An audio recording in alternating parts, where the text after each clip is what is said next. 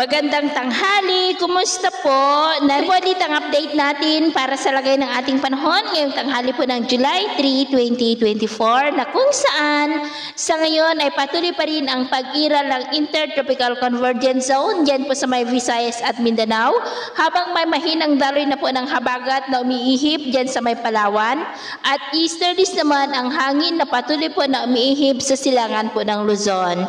At sa ating long range forecast ay wala pa rin bagyo na nakikita na tatawid dito sa ating bansa hanggang sa susunod na 2 linggo pero hindi pa rin po inaalis ang posibilidad na may mabuong sama ng panahon sa silangan po ng ating bansa sa susunod na mga araw lalo na at patuloy pa rin ang pag-iral ng ITZZ.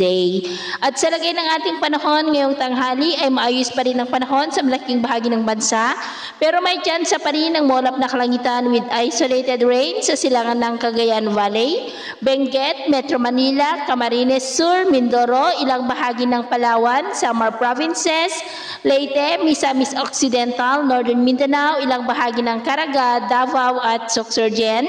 At sa susunod na mga oras, mas maraming lugar na sa ating bansa ang makakaranas ng molap na kalangitan with isolated rains.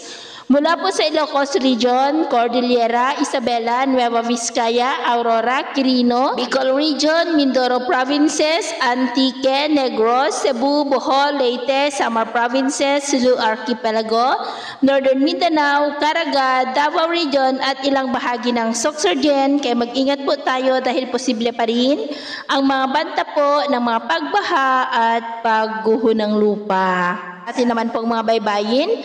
Wala naman po tayong nakataas na anumang gale warning signals pero iba yung pag-iingat lamang po kung papalaot tayo para mas makaiwas sa mga sakunang pangkaragatan.